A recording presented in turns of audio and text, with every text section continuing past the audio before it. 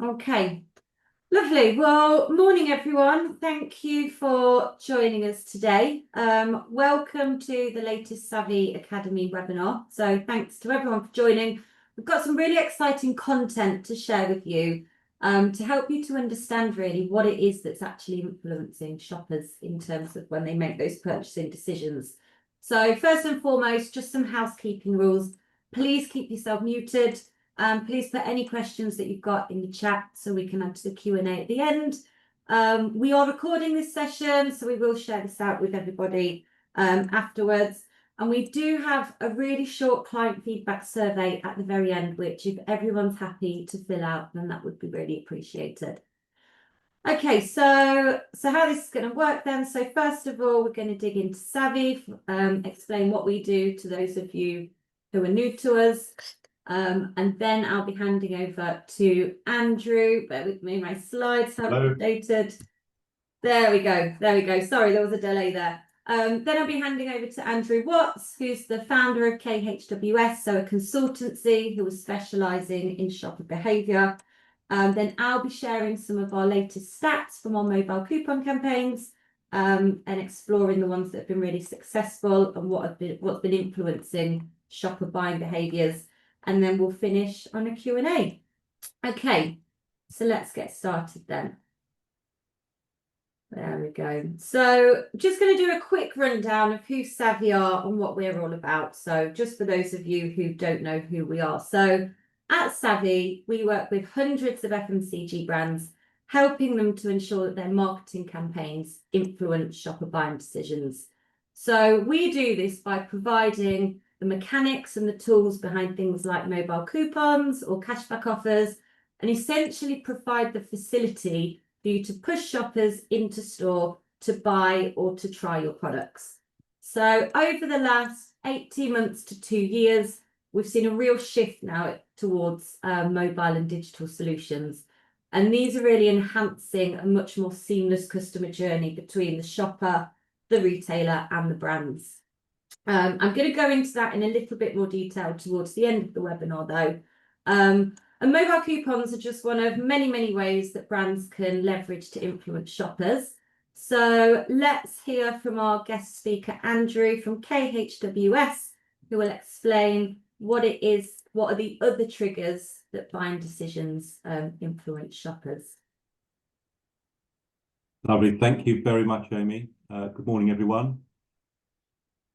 Yes, my name's Andrew Watts, and I've been running a insight and marketing consultancy for many, many years called KHWS.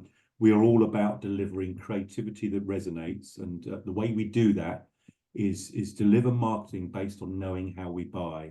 It's been a long journey, which I'm going to take you through, how we have leveraged and made behavioural science accessible for lots and lots of brands. And I think there's quite a few brands on the webinar today that we have worked with in the past, or we may even be working with now. So that's really great to see. So I'll start with this statistic. It's quite staggering. 95% of all decision-making processes are unconscious and automatic. So we buy things on autopilot, we buy out of habit. And in a couple of slides, I'm going to show you some of the different unconscious motivations and mental shortcuts that we go through to make those purchases. But if you think about all the different brands that you might be very, very loyal to, and just think about what was the original motivation? What led you to buy that brand? Was it something unique about it? Was it something about its ethics and values? Was it something that was in limited supply? Lots and lots of different motivations lead us to make those purchases and often stick and become very loyal to brands and buy habitually, which is great for brands. But obviously what they need to do is generate more and more customers. So that shaded white graphic behind you is all behind that headline. There is all of the cognitive biases and mental shortcuts called heuristics that lead us to make a purchase decision. And those purchase decisions, if brands can leverage their particular messaging, their particular unconscious cues, then they have a much better chance of making their shopper marketing activity work more effectively. And the shopper journey now isn't very linear. We don't go through a traditional funnel anymore. We might be influenced straight away by a piece of social media. We might be influenced by family and friends. It might be an email, might be a coupon that's been sent to us. So it's very difficult to fully understand what is completely driving purchase. And if I move one more slide on, there's been quite a lot of work done on the role of advertising, and advertising in its traditional formats, whether that is in TV or press or out of home or indeed within social media. It's a priming tool, and it gets us to consider a brand, but our brain doesn't carry that message from seeing a TV ad, a poster, or a social media ad. When we get to store, our brain doesn't necessarily carry that message into store when we're in purchase mode. So the role of shopper marketing and indeed retail media is becoming more and more important. And I put this stat up just to show that. I think now this is the first year that, excluding advertising on Amazon, brands are going to spend over £1 billion across the key grocery retailers in their different media formats. That is a staggering growth just from 2022, and you can see that by 2028 it's going to more than double. And I think there's a couple of brands on the webinar today that are probably spending nearly 50% of their marketing budgets on retailer media and shopper marketing now, because it's at that point of purchase that you are likely to nudge and convert those non-habitual purchases, so you keep driving sales. So that's the kind of setting the scene and the environment. So more and more now, the role of shopper marketing and retailer media is really important. But we believe that the creativity within that only works if it resonates with your consumers' buying behavior. So if it doesn't resonate, if we've not identified those cues that make people sit up and think, actually, I'm going to buy this brand now instead of my normal brand, then it's not going to work as hard. And I'll just take you through. I think you're probably all aware that all of the grocery brands now are offering huge amounts of retailer point of sale, branded bays, etc., within their retailer suite of formats. And it's how you leverage those formats determines whether it is a good investment or not. And this example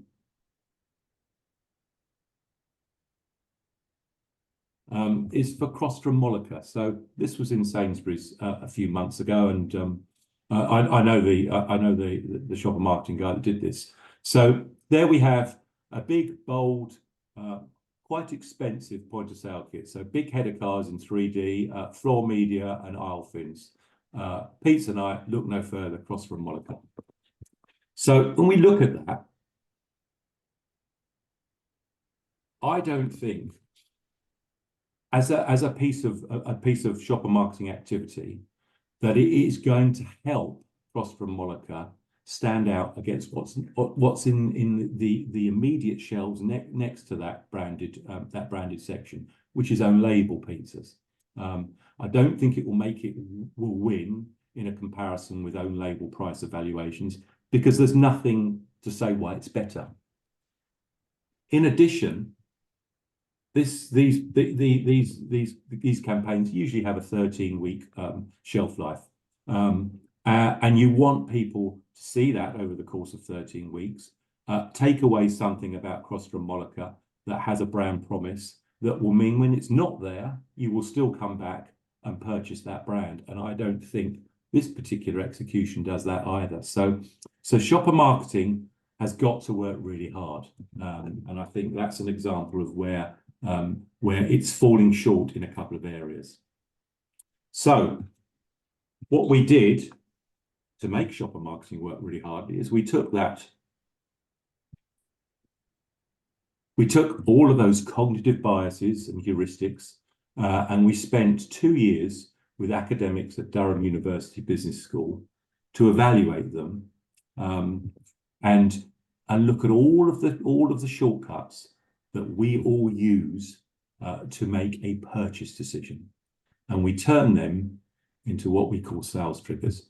And we've turned 120 heuristics, which is a very dense discipline of behavioural science, into 9 key sales triggers, which I'll take you through just top line. But those 9 sales triggers are all linked to how we unconsciously make a purchase. And by doing that, we believe we can get under the skin of the cues, the unconscious cues that individual brands can leverage to make their messaging, their promotions, the way that they serve coupons more effective than perhaps that example that I just showed you for Crostron Molica. So these are the sales triggers. I won't spend ages on them, but I think as I just go through the definitions, just think about how you buy certain brands, or perhaps when you were nudged to buy a brand that you don't normally buy when you were within a shopping environment, whether it's in grocery or in e-commerce, etc. So social proof is a classic heuristic, shows similar satisfied customers as people look to peers when making decisions. So that can be 5-star reviews, it can be testimonials, it can be brand fans getting together on social media, lots and lots of different iterations of each of these sales triggers. Brand budgeting is interesting because brand budgeting is all about the heuristic of anchoring. So anchoring your brand in one piece of information that communicates value as people make quick comparisons to see if you're worth paying for. So go back to that Crostron Molica example that we just showed you. Was there anything there that suggested that was great value and it was better to buy them than the own label pizzas that were on the shelf next door? Moving on to one of the heuristics and one of the sales triggers that we have seen post-pandemic become really, really prevalent in many categories, and that is less means more. So create a sense of scarcity as people put a higher value on something in short supply. So many years ago, the high street fashion retailers started to use celebrities to create capsule collections. Kate Moss was the first person to do it with Topshop. And so the halo effect of something that is limited edition in short supply cascades down to the rest of the brand. And we see that more and more now in FMCG. Lots and lots of Halloween executions that are only available during that Halloween period. Christmas, Easter, etc., summer seasons, really powerful way of standing out because people love limited editions. Moving down, better than average, sell the benefit of trading up or down. People naturally gravitate to the middle ground. There's a staggering statistic in the UK. Out of every coffee cup bought in cafes across the country, when people are offered small, medium, large, everyone defaults to medium. 75% of coffee cup sizes sold in this country are medium because people just have that immediate unconscious reaction. Oh yeah, I'll just have the middle one, the medium one. So brands like Aldi and Lidl have absolutely got Middle England trading down because they've got such a big share of the market now, but they have positioned that on real value and lower cost. Instant gratification is the next one. Communicate the instant appeal of your brand as people value short-term over long-term. And more what we're seeing now is the use of sensory language, language that convey the taste, can convey a recipe, can convey what you're going to get from that brand. And I think when you use a combination of sensory language and money off coupons, you've got that real win because you're conveying something that people are starting to imagine, and then you're giving people an extra reason to nudge them to buy that particular brand that's talking about the great taste delivery that you're going to get. Value of ownership, get people to feel like they own your brand without paying for it. Once they have it, they value it. This is the classic way that lots and lots of subscription services have generated their base. So Amazon Prime was free for a while, Spotify was free. You get used to it, and then you don't mind paying the subscription. Safe bet is interesting. Communicate consistent quality, as people don't want to take risks what they buy. So brand leaders like Heinz, like Coca-Cola, they talk about the great ingredients, the great recipes that they have, and the heritage they have within their brand categories, and that can be something that's really powerful. And then the last two are interesting. The obvious truth is a lot about the ethics and values of a brand. There is a growing number of aspirational shoppers out there that want to buy brands that match their own ethical values. So sustainability is really powerful. But there is a trap with sustainability, because you ask anyone in a survey in the street if they buy a sustainable brand, the majority of people will say yes. They get to the point of purchase and it's 50p, a pound, £2 more, and they won't. So the way that you frame that sustainable messaging is really, really important. And I'll show you a couple of examples of how we've broken through that barrier, because just saying sustainable is not enough. There needs to be a real brand promise and a real validity to the claim. And then the final one, choice overload. And again, this links back to a very famous behavioural science experiment. If you give people too much choice, they will just default to their current behaviour. And there's a famous experiment where consumers are asked to find their favourite flavour out of 30 jams. Can't be done.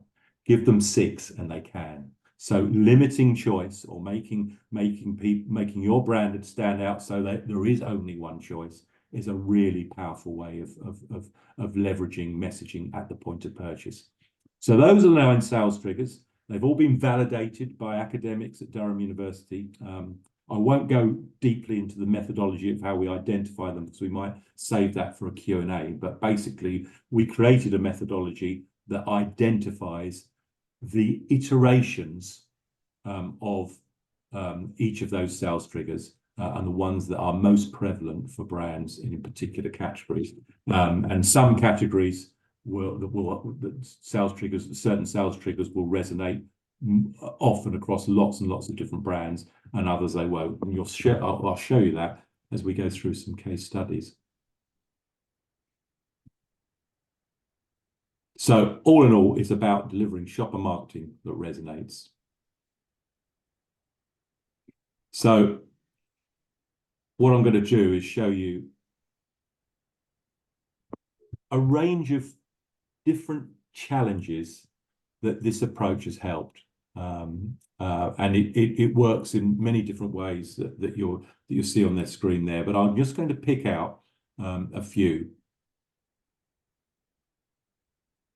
So I'm going to show you something about category leadership, something about point of sale cutting through, delivering compelling promotions, launching successful new products, winning against own label, which is a massive challenge now, and on-pack promotions. And across these 6 or 7 case studies that I'm going to show you, hopefully it will demonstrate how getting under the skin and finding those unconscious cues that can deliver more effective messaging, because it matches the way that people are buying your brand within those categories, is really powerful. So let's start with the first one. So we've got a behavioural-led store here, and I'm going to go around different categories and show you how these challenges have been solved by our approach. So the first one is for Bacardi. So Bacardi, sorry, the slides are going slightly slow.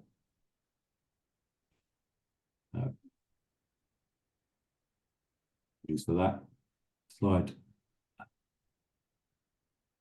It will load.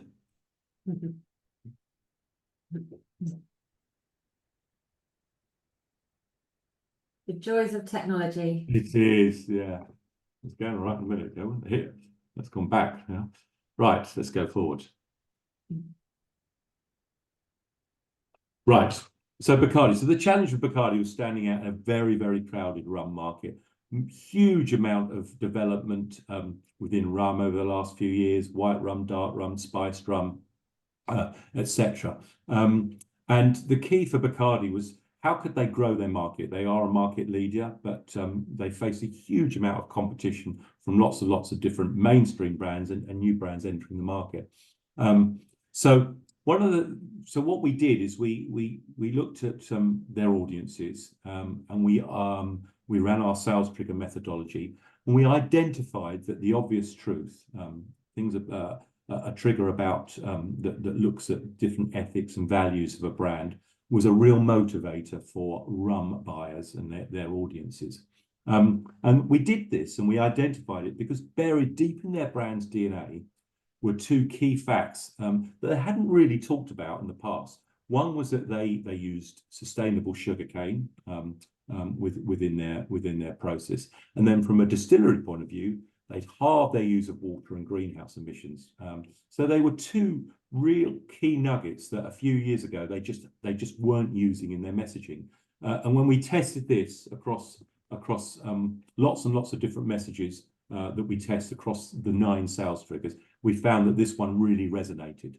So we turned this particular insight into a suite of different promotional shippers across the grocery accounts, and this is an example of one. So here's a promotional shipper that has retained all of the imagery associated with Bacardi, but we've got new messaging. Great tasting rum, now greener. We've halved our use of water and greenhouse emissions. Enjoy a greener mojito. So in this occasion, we have taken the insight that we found and we've turned it into something that is almost verbatim what people told us they would react to. Sometimes it's a more subtle, and we'll come on to that in a minute.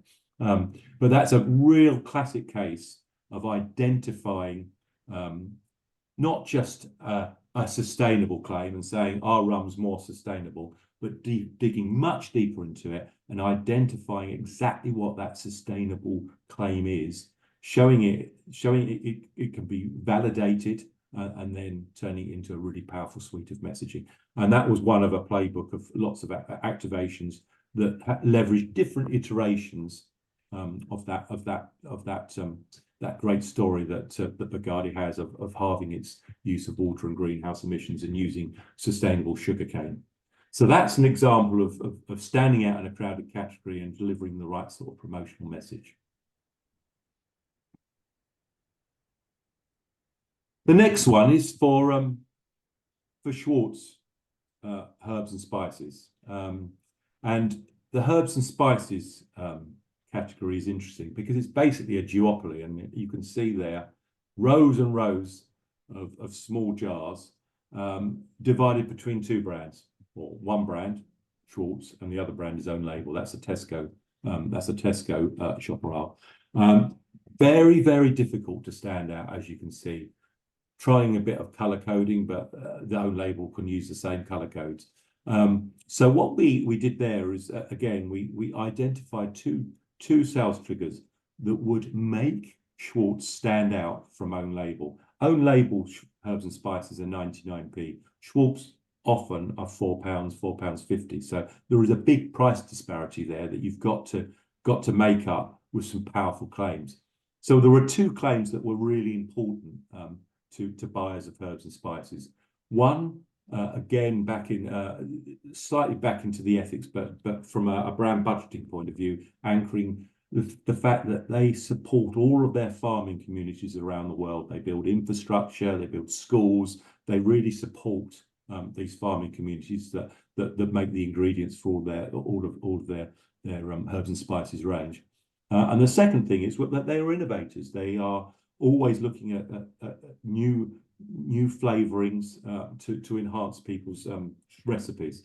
So as a result of those two insights, we turned what is a very bland and quite hard to navigate fixture into something that highlighted the Schwartz range with a frame, explained the anchoring that it was grown for good. They supported their farming communities around the world, and then started to bring to life their innovation and the stories behind all of their herbs and spices. So I'll click one more. we brought out the fact, because I'm paid more, I can put more into the care into growing the best spices. So bringing some of these farming communities to life. We also featured QR codes there where people could download money off coupons and recipe inspirations, and just bringing the whole aisle to life and justifying why people should spend more money on the Schwartz range than they might on own label. So again, interesting way of just framing how to stand out from what is a big challenge to many brands on this call, I'm sure, which is own label and the price differential that you have. If we move on to on-pack messaging, Weetabix is long established cereal brand in huge, I think 80% of households have got probably a pack of Weetabix in their kitchen cupboard. But what Weetabix was finding is that there was a growing number of lapsed or very occasional users, and they felt that with the big real estate they have of their packs, their messaging on pack just wasn't doing the right job. And for many years, they had this claim of the nation's favourite cereal. And when we tested that within our sales triggers, it performed bottom. It had become wallpaper to consumers. But two sales triggers stood out.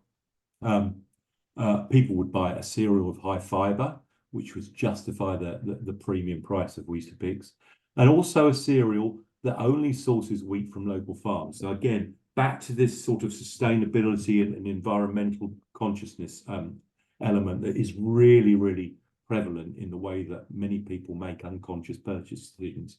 So those two areas were really rich for us to take away the nation's favourite cereal, replace it with homegrown British wheat, so high in fibre, and on the back we had a really powerful story that called out the fact that people were drawn to cereal that only sourced wheat from local farms. So homegrown wheat from British farms. All our British whole grain wheat only travels less than 50 miles from the home to the factory, and that went across every Weetabix SKU back end of last year, when there's not a promotional pack on, and it's become a really powerful way of replacing something that they were wedded to, they thought was powerful, but we proved was just not resonating with people within their purchase decision making. So that's a really good example of how this approach can change messaging and make it work a lot harder for you, particularly when you've got big real estate. Coming on to another crowded category, Jack Daniel's is the biggest whiskey in the country. It leads the category, but it's a category that has an older demographic, a skew to a male demographic as well. So they wanted to attract more people to just the whiskey aisle, and from that perspective, if you attract more people to the whiskey aisle, Jack Daniel's are undoubtedly going to benefit because they are the biggest brand. So this was something about category theatre and standing out and making it more accessible. So we found that this is a classic case of people won't go near a whiskey aisle because they're just overloaded with choice. They don't understand it. So anyone that is new to whiskey, they don't understand what they're looking at. So what we identified is what would cut through, what is the unconscious cues that people are looking for, and they just want a flavour guide. So we identified that and then worked with Jack Daniel's in Sainsbury's to match every SKU that was on there in the aisle to one of 5 tastes: smoked, toasted, sweet and spice, fruit and vanilla, zest and honey. So aisle things were put up, and then every shelf edger was labelled against that, and you could do this in e-commerce as well. So immediately it just makes the aisle that much more accessible. So it's a very simple solution to a category navigation problem. And if you get the category right, the retailer's really happy because they're getting more people to the aisle, and all the brands are happy because they've got a place within the aisle, and it's easier to attract new people.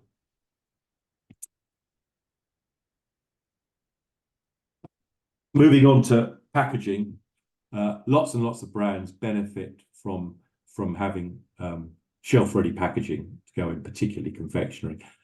It's the last free point of sale in the grocery estate, and it's something that it's a really interesting area, this, because it's many brands will just put a logo on there, but it's a piece of real estate that actually, when we dug deep into it, particularly for the confectionery category, people are using it, even if it's unconsciously. So we got a bunch of consumers to go on a shopping mission for confectionery in both a grocery environment and a convenience environment, walking up and down the aisle with eye tracking glasses on. And then we did an exit interview to understand what they purchased and how they purchased.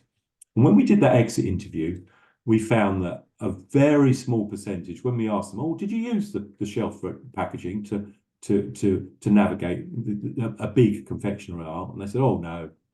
Very few people said yes. When we looked at the eye tracking data, over 75% of people fixated on that on that shelf ready packaging. They used the colour cues to find Cadbury's or Kit Kat with red, and they looked at the messaging on it. So while people don't think they're using it, we actually proved that unconsciously that behaviour is really, really prevalent. So that proves to Nestle and to Kit Kat that actually there is a real opportunity to make that messaging work harder. So in conjunction with identifying the best sales triggers to inform that messaging, we did just that. And again, what came out was brands that have 100% sustainably sourced cocoa. So rather than just say we make sustainable chocolate, we give it we frame it in a language that is a lot more hard hitting. So as a result of that, Nestle are now looking at new shelf ready packaging that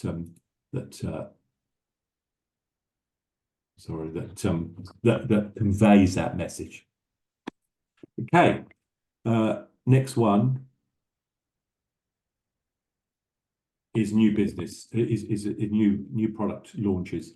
So we're moving slightly out of grocery now into the world of electronics.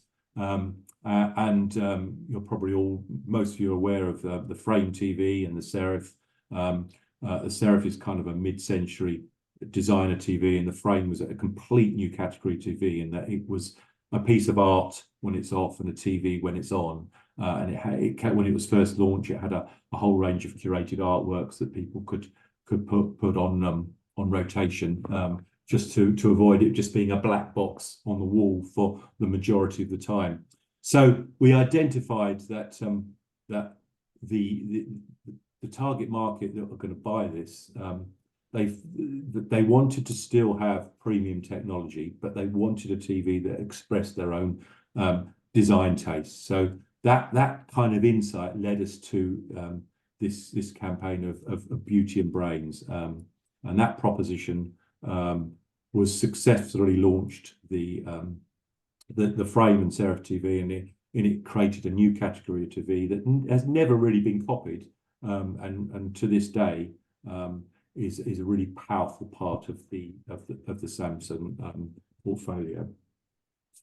So those are 6 case studies. I think, and there's some more work on it.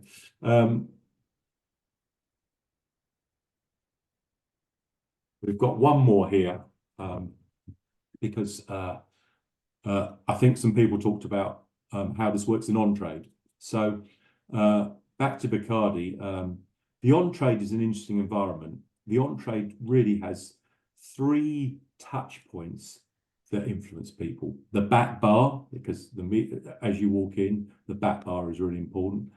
A menu, if it's more of a cocktail bar or club or restaurant, and the bar staff.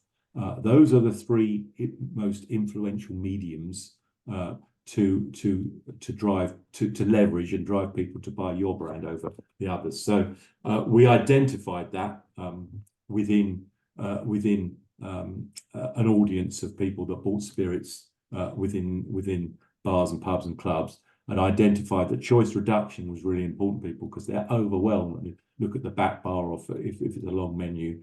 And the role of the bar staff was really important in providing recommendations. So as a result of that, what we did is we created a simple bolt-on frame that would put all of the rums that a particular account stocked into one frame. So it escaped a rum, asked for a recommendation.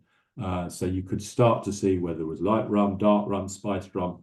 So it just became a focal point for people's gaze, and it would prompt people to ask for recommendations to the bar staff, who are only too pleased to do that. And a result of this back bar, we kind of made it into a modular piece. So we could call out particular flavors a bit stronger, so you could add a piece to one bar, or you could also create cocktails of the week. So and focus on a mojito, and again, just using the real estate that is most dominant in people's eye gaze. So that just gives you one example of how that works within a different category within the on-trade. So that's a range of case studies, and it's all based on knowing how we buy. A huge amount of different brands have benefited from this approach over the last few years, and I think we're going to answer any questions at the end of this, but I will hand you back to Amy. It's going to take you through a bit more on mobile. Amazing. Thanks, Andrew. Loads of examples there, loads of really interesting ways that brands can think about, I suppose, how they can start influencing their shoppers a bit more as well. And from a savvy perspective, it's great to see that things like QR codes and mobile coupons are also part of that. I think just touching on the coupon element then, the real powerful thing is we can obviously use them to track and measure the success of overall marketing campaigns as well. There's loads of reasons that brands use mobile coupons. We can include things like timers to help eliminate fraud. And then some brands also opt to almost set limits on the links or coupons distributed either across sort of the whole campaign or put daily or weekly limits. And that kind of taps into that sense of scarcity and that fear of missing out that you mentioned as well. Okay, so what I'm now going to do is I'm going to share some real top level insights that we've pulled together around some of our recent mobile campaigns and really bring to life just how powerful incorporating a coupon can be, or a mobile coupon can be. So I'm just going to load some of these stats up. So we carry out an annual survey which helps us to understand what it is that shoppers value most and essentially what's important to them. So this year, actually the same as last year, we found that that shoppers actually prefer coupons over any other kind of incentive or offer. So they would choose a coupon over a buy one get one free, the chance to earn loyalty points, etc. And 1 in 4 consumers maintain that coupons are still really, really essential to their weekly shopping budget. We're also seeing, from a brand's perspective, that they're incorporating mobile coupons and coupons to help drive trial. And again, it's clear that that's working because 76% of shoppers say that they're more likely to try a new product with a coupon offer attached. And that's actually up around 10% on last year as well. And what's really interesting is 30% of shoppers surveyed said that coupons actually increase brand awareness for them. And again, helping them to make that decision to try that new product. Okay, so I'm going to dig now into our latest 2025 mobile coupon stats. So as I mentioned at the beginning of the webinar, we've been running mobile campaigns for almost 2 years now. So what that means for us is we've got access to loads and loads of really useful data. So we know what works best for different categories, different channels. We can start to understand the impact of different distribution methods. And the fact that we've got really strong relationships directly with the retailers means that we can start to get ahead of things like retailer policies around coupon acceptance and things like that. So just to summarize then what you're seeing on the screen. So this year we've actually seen that the healthy foods category came out on top in terms of the highest number of shoppers activating their coupon on their mobile phone and then actually going into store and redeeming it at the till. Ironically, snacks was the second best category. And then when we look at things like alcohol and soft drinks, we've seen a real increase in redemptions this year as well, and they're both around that 30% mark. So it's really nice to see new categories driving and focusing on that coupon element. When we think about distribution then, social media has probably unsurprisingly remained at the #1 spot in terms of the strongest distribution channel for redemptions. However, what we've actually seen this year is more and more brands are starting to embed mobile coupons within their own apps. We're having loads of active conversations at the minute with brands that want to take advantage of this as a means of distribution across Christmas this year and also moving into 2026 as well. And again, referring back to what Andrew said about the power of QR codes, QR codes we're seeing is the third most popular distribution channel that's also influencing shopper buying behaviours really. And that's sitting there at around 32%. So we'll share these stats as well when we share the webinar recording, but obviously get in touch if there's anything that piques anybody's interest. Okay, so just before we move on then to the questions, just want to mention that Savi, so both myself and Andrew at KHWS, we're both going to be sponsoring the Connected Commerce Summit in London this October. So if anyone's going to be there, please come say hello. If anyone would like a ticket, get in touch, and we can always look at organising that for you as well. Okay then, Andrew, so I think we've had a few questions, so let's dig into those for us now. So first question, how do we identify a brand's sales figures? Andrew, shall I take that one over to you? Yeah, so I didn't go into the massive detail there, but what we did with Durham University is we worked out a very quick online research methodology that replicates unconscious buying behavior. So for each of those 9 sales triggers, we create 3 different shopping scenarios. So those shopping scenarios are presented in an either-or narrative, but there's no mention of a brand. There's no right or wrong answer. It's purely what you implicitly react to. So as an example, in the on-trade, you're considering buying rum. Do you buy your usual rum, A, or do you buy a rum that has been recommended by a mixologist or by bar staff? Just to tap into that last case study I saw you. And people answer on a Likert scale between, on a 7-part Likert scale, definitely A, I'd stay, or probably A, I'd stay with my usual brand, through to the other end, definitely or probably B, that would nudge me to do that. And we do that 27 times. And we do that by digging into the DNA of the brand that we're working for, as well as their competitors. So when we did that for Weetabix, we tested iterations of the nation's favourite cereal without giving the brand away to see if that sort of message would nudge people, and it didn't. It fell flat compared to saying something about a brand that only sourced wheat within 50 miles of its factory, or was very high in fibre. So those things are presented, 27 of them. If people take too long, they have gone into slow thinking and they're screened out of the process. We just want people to react.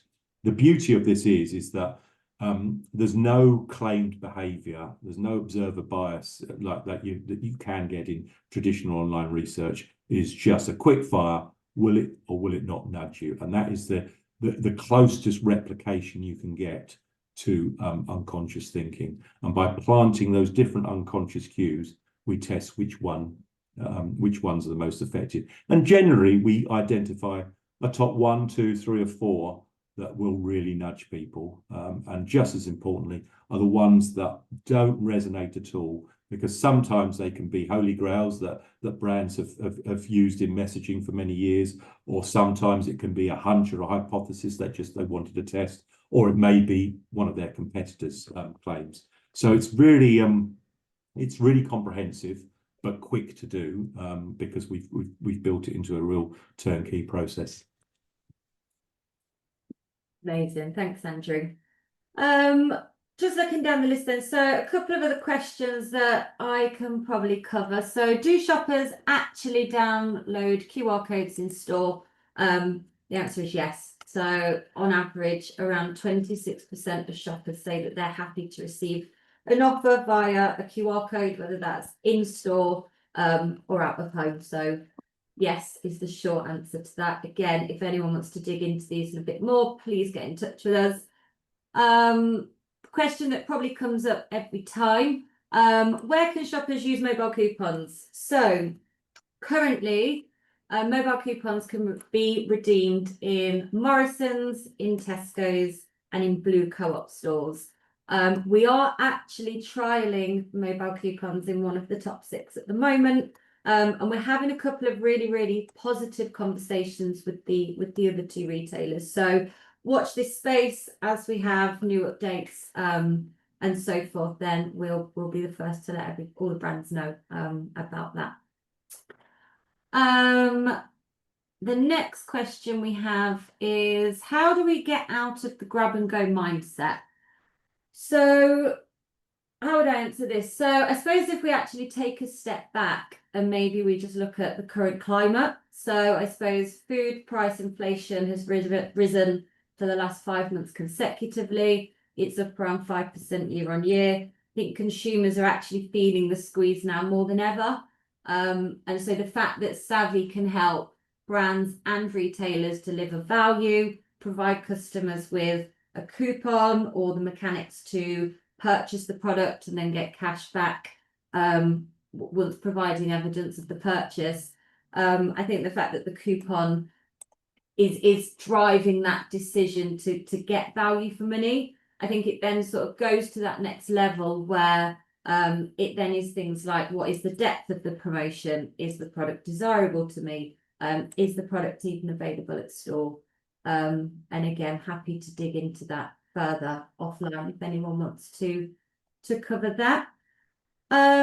Just looking down the list. So how does this all translate into on-trade, so in pubs and restaurants? So Andrew, I know you touched on this. Is there anything else that you want to add now, or do you feel you covered that?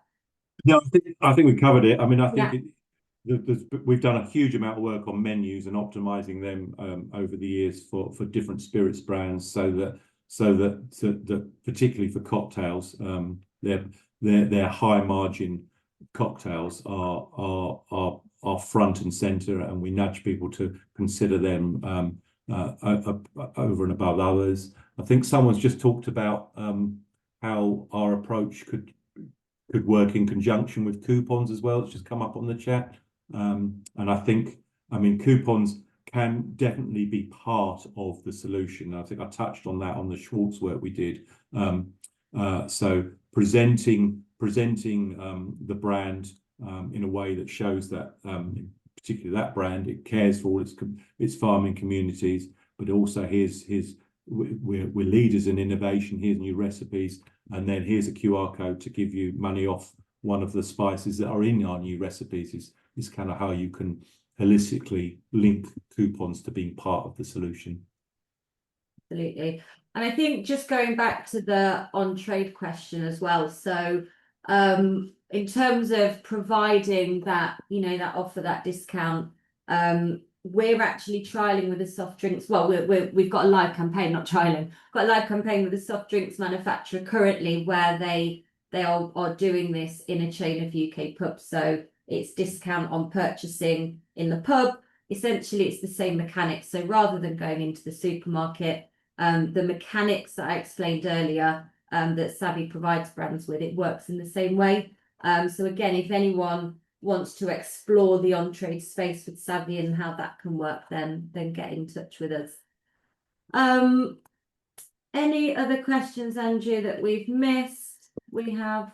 There's a question in the chat that says, why do you think redemption rates have increased year on year? I think redemption rates have increased year on year, probably going back to what I've just said about the current climate and the fact that consumers are year on year just feeling the squeeze more. We love an offer, we love a bargain, and I think the mobile coupon, the offer, the cashback offers, all of these sorts of things give us that discount that we're looking for in the market. Have I lost the presentation? I think we have lost the